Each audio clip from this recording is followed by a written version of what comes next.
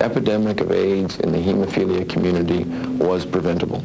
And obviously, if you asked anyone on the street, should you take the plasma from a gay man and put it into something that you use for treatment of people, I don't think it would take a rocket scientist to say that you probably shouldn't use that material. And if the drug companies had told you at the time that that is indeed what they were doing, using that plasma from gay men to make the clotting factor, what would your reaction have been? They'd tell them it's crazy. Simple as that. In 1981, there were 20,000 Americans living with hemophilia. Today, half of them, 10,000 people, are infected with the AIDS virus or already dead from it. How did it happen? In the early 80s, the medicine hemophiliacs took intravenously to clot their blood was contaminated with HIV. The drug companies that manufacture that medicine called clotting factor, which is made with plasma from blood donors, have always maintained it's a tragedy they couldn't have foreseen. But lawyers for hemophiliacs say not so, that internal documents and depositions from 3 of the 4 manufacturers show that by mid-82, as the AIDS epidemic was taking off, companies should have known their product might be contaminated because they'd been making it with blood they should have known was dangerous. Blood collected from the very donors most at risk for AIDS, promiscuous gay men. The epidemic of AIDS in the hemophilia community was preventable. In the early 80s, Dr. Don Francis was an epidemiologist at the CDC, the Centers for Disease Control, the federal agency responsible for investigating new diseases. And obviously, if you asked anyone on the street, should you take the plasma from a gay man and put it into something that you use for treatment of people, I don't think it would take a rocket scientist to say that you probably shouldn't use that material.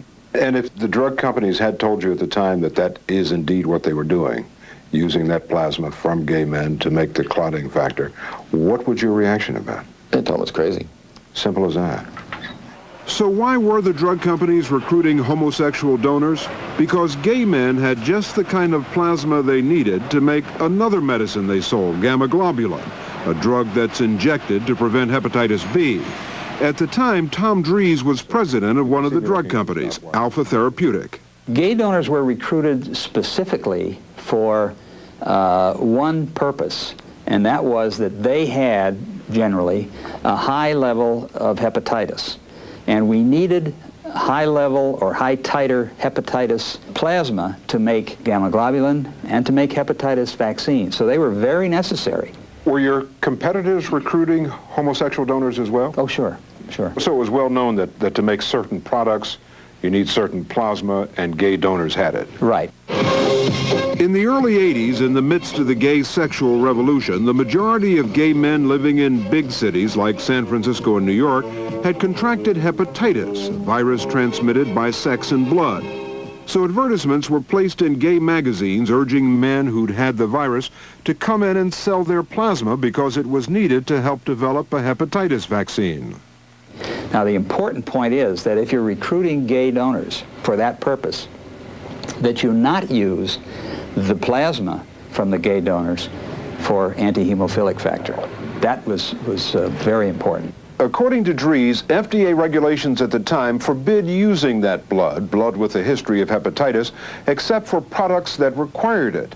But at the time, the FDA never ordered them to stop using that blood. And today, the FDA says ongoing litigation prevents them from commenting on whether or not the drug companies violated their regulations.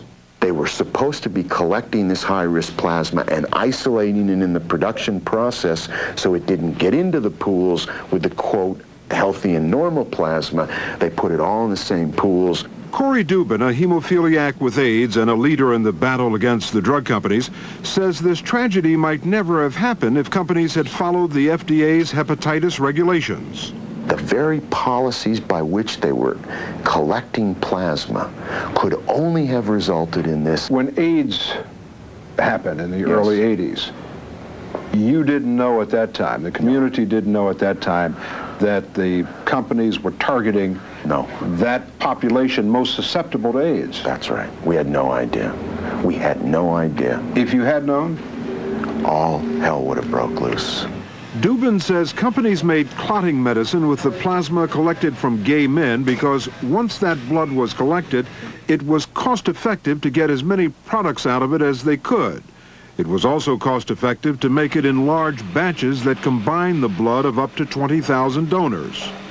That's the equivalent, essentially, of having sex with 10,000 people each time you use factor VIII. Every time you took this material intravenously, this is not material you rubbed on your skin, this is material that was injected intravenously. To expose yourself to 10,000 donors at a time was a potentially very dangerous thing to do. The 4 drug companies who make up this billion-dollar plasma industry refuse to talk to us on camera. Records and depositions show 3 of them were using plasma from gay men to make clotting factor: Alpha Therapeutic, Baxter Highland, and the largest, Cutter, a subsidiary of Bayer AG. Their public position has always been that before the AIDS virus was identified in 1984, there wasn't enough proof that AIDS was transmitted by blood and blood products to risk panicking the hemophiliac community and scaring them away from a medicine they'd come to depend on. Dr. Don Francis, who was at the CDC and has testified on behalf of hemophiliacs, says it was clear sooner than that, when 3 hemophiliacs with no other risk factors came down with AIDS. When were you sure that AIDS was blood-borne? July of '82, no doubt. No doubt at all. July of '82. July of '82, when the hemophiliacs came forward, that all the epidemiologic pieces were in place. In the midst of all this uncertainty, all the unknowns about AIDS in '82, what did your team at the CDC feel you did know about this new disease? The pattern of AIDS looked very much like hepatitis B, transmitted by sex and by blood. It was in the gay community, and the gay community had a history of being able to spread infections very rapidly because of the number of sexual contacts. And last, once the hemophiliacs came in, really the understanding of what the infectious agent was became clear. So it was a viral infection of extremely high mortality transmitted by sex and blood. So the CDC called an emergency meeting to let the drug companies know their conclusions so far. Attorney Duncan Barr represents Bayer. I don't think there was enough medical or scientific information to quantify what the risk was. In this interview Barr gave CBS News 4 years ago, he said that in 1982, industry medical experts didn't feel 3 hemophiliacs with AIDS were enough proof that the disease was transmitted through their medicine. What began to occur at the very instant that this concern arose was an attempt to find out, is this disease transmitted through blood? But it wasn't something that could be determined over a matter of weeks or months. But Dr. Francis says it had already been determined by the CDC, and they were the world's experts on the disease and the scientists best equipped to evaluate the health risk. But even he didn't know just how big a risk existed. That's because, according to Attorney Charles Kozak, who represents hemophiliacs, the companies withheld crucial information at the CDC's meeting. At this meeting, these guys failed to inform the CDC of vital information. They knew at that point that they were ensconced in these gay communities. They had centers of predominantly male homosexuals who were promiscuous coming into these donor centers. This was a time for them to speak up and tell the CDC and the FDA of this tremendous additional risk that existed in this product. And where was the FDA in all of this? They're the agency responsible for regulating the blood industry. Company memos reveal the FDA already knew what Dr. Francis didn't, that clotting factor was being made with plasma collected from gay men. Memos like this one from Cutter describe private conversations right after the July meeting where the FDA urged companies to voluntarily stop using plasma collected from known homosexuals in the production of clotting factor, not for safety reasons, but as a political necessity to prevent national adverse publicity. While it appears that companies then began to take steps to curtail their use of this plasma in clotting factor, lawyers say there is evidence indicating it may have been 5 months or more before Cutter and Highland stopped. And AIDS was increasing at what rate at that time? It was doubling every 6 months. Doubling every 6 months? Doubling every 6 months. So delaying a decision for months was significant. Absolutely. Were you surprised when you found out whose plasma the plasma companies were relying on? I was angry, and I still am. Gary and Karen Cross from Baton Rouge, Louisiana, lost one of their 2 children to AIDS 3 years ago. Unaware of the risk to their son Brad, a hemophiliac, they continued to inject him with clotting factor throughout the early 80s.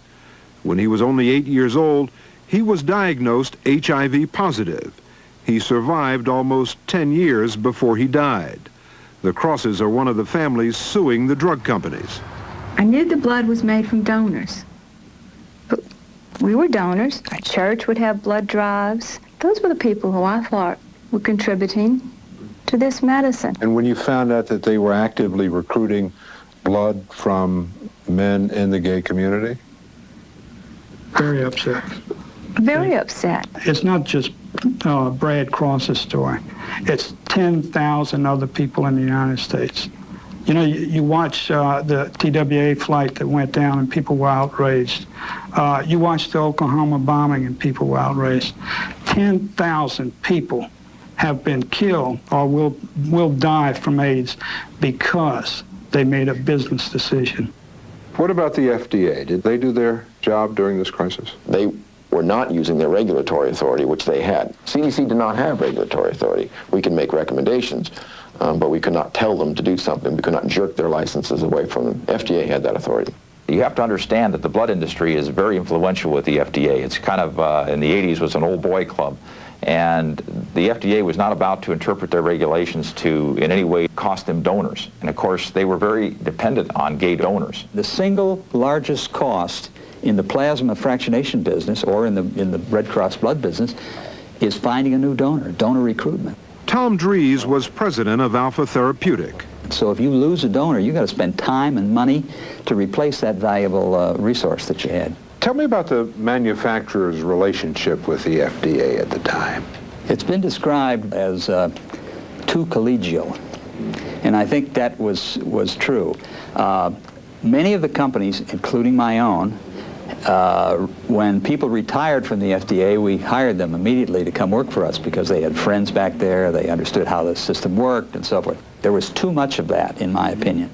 Dries was fired from Alpha Therapeutic in 1983 and has recently been a paid expert witness against the drug companies. Dries told us he had no idea that his own company was making clotting factor with high-risk plasma. Does it seem unusual to you that this could have been going on and you wouldn't know about it? It disturbs me.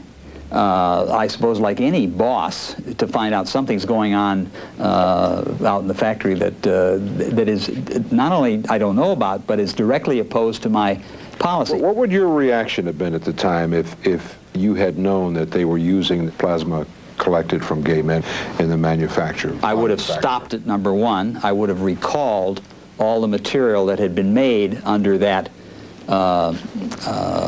protocol. But regardless of what Dries might have done, no company ever recalled clotting factor in the early 80s, except when specific bottles were linked to a donor with AIDS. And what's more, the FDA, which agreed with the companies at the time that the risk to hemophiliacs wasn't clear, never required a recall, even though they knew there was factor on the market that had been made with high-risk plasma and had a shelf life of 2 years. An individual lot of anti-hemophilic factor was worth about $500,000. So if each one that you recalled was $500,000. So that would have been a serious... A serious blow, no question about it. Did you ever get a letter or any communication from the pharmaceutical companies that warned you that factor might be infected? No. From them personally? No. Never. To this day. There's some people who ventured the opinion that the drug companies look at it and say they killed 10,000 people and essentially got away with it. I think that is the case. I think they have, at this stage, gotten away with it, but I think there must be an awful lot of people who feel awfully bad about this. Duncan Barr's defense 4 years ago is the same one companies use today. And all that I'm saying is, in this instance, maybe we ought to take a good hard look at it and say, nobody was at fault. It's too bad and it's terrible and it's awful, but it's nobody's fault. If the pharmaceutical companies were to talk to me, I think they would say that this was just business. It wasn't anything personal. Well, I can tell you, we take it very personal. As we said, none of the drug companies agreed to an interview, but they sent us a joint statement that made 4 points. They're deeply sorry that the hemophilia community has been so devastated by HIV and AIDS. They've always met the strictest safety standards. Juries in cases so far have ruled in their favor, but we should point out that companies have not yet faced litigation focusing primarily on their use of plasma from gay donors. And finally, the companies are now offering all infected hemophiliacs or their survivors a settlement of $100,000, whether or not they filed a lawsuit. Families have till Tuesday to decide whether to accept the offer.